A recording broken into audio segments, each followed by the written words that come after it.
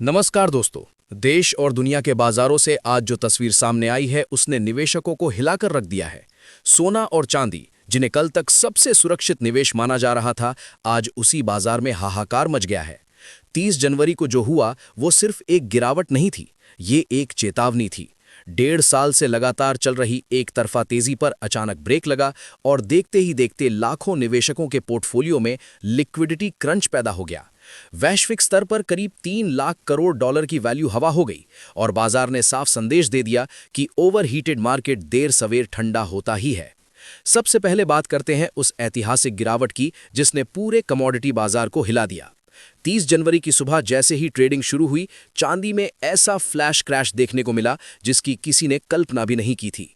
महज कुछ ही मिनटों में चांदी करीब 17% टूट गई। MCX पर जहां चांदी 4,19,000 रुपए प्रति किलो के शिखर पर थी, वहीं सीधे फिसलकर 3,31,000 रुपए तक आ गई, यानी करीब 88,000 रुपए की सीधी गिरावट। सोना भी पीछे नहीं रहा, 1,80,000 रुपए प्रति 10 ग्राम से गिरकर 1,58,000 रुपए तक आ गया। ग्लोबल मार्केट में भी हालात अलग नहीं थे। इंटरनेशनल मार्केट में spot gold all time high छूने के बाद करीब 6% तक टूट गया। हालांकि यहां एक बात समझना जरूरी है, MCX और सराफा बाजार में फर्क होता है। MCX पर कीमतें हर सेकंड बदलती हैं और उसी वजह से वहां अफरा तफरी ज्यादा दिखी। वहीं फिजिकल मार्केट यानी सराफा बाजार में गिरावट थोड़ी सीमित रही, जहां सोना करीब 1,65,000 और चांदी करीब 3,39,000 रुपए के आसपास दर्ज की गई। लेकिन संदेश दोनों जगह एक ही था, तेजी का नशा उतर रहा है। अब सवाल यह है कि आखिर ये गिरावट आई क्यों? इसका जवाब छिपा है मुनाफा वसूली और सप्लाई के गणित में। जब कोई एसेट लंबे समय तक बिना रुके ऊपर जाता है तो पुराने निवेशक मुनाफा काटना शुरू करते हैं। 1.5 साल की रिकॉर्ड रैली के बाद सोना चांदी उस स्तर पर पहुंच चुके थे जहां प्रॉफिट बुकिंग तय थी। ऊंचे दामों पर नई खरीदारी कमजोर पड़ने लगी थी और दूसरी तरफ बड़े खिलाड़ियों ने बिकवाली शुरू कर दी। नतीजा ये हुआ कि अचानक बाजार में सप्लाई बढ़ गई और कीमतें धड़ाम से नीचे आ गईं। यही एक हेल्दी करेक्शन है जो हर बुल रन के बाद आता है। इस पूरी कहानी में वैश्विक फैक्टर भी बेहद अहम है। अमेरिका की ट्रेड पॉलिसी, डोनाल्ड ट्रंप के टैरिफ फैसले और दुनिया भर में चल रहे भू राजनीतिक तनाव ने बाजार की अनिश्चितता बढ़ा दी है। एक तरफ मजबूत डॉलर है, दूसरी तरफ सोना चांदी जैसे सेफ हेवन एसेट्स। केंद्रीय बैंक अब भी सोना जमा कर रहे हैं, लेकिन शॉर्ट टर्म में डॉलर की मजबूती और ग्लोबल पॉलिसी शिफ्ट ने वॉलेटिलिटी को चरम पर पहुंचा दिया है। यही वजह है कि बाजार में इतनी तेज हलचल दिख रही है। इतिहास भी हमें सावधान करता है। 1980 और 2012 में हमने देखा है कि लंबी तेजी के बाद सोना चांदी न सिर्फ गिरे बल्कि सालों तक एक ही दायरे में फंसे रहे। इसे तकनीकी भाषा में रिट्रेसमेंट कहा जाता है। सवाल यह है कि क्या यह गिरावट सिर्फ एक ट्रेलर है या 2012 जैसी लंबी स्थिरता की शुरुआत?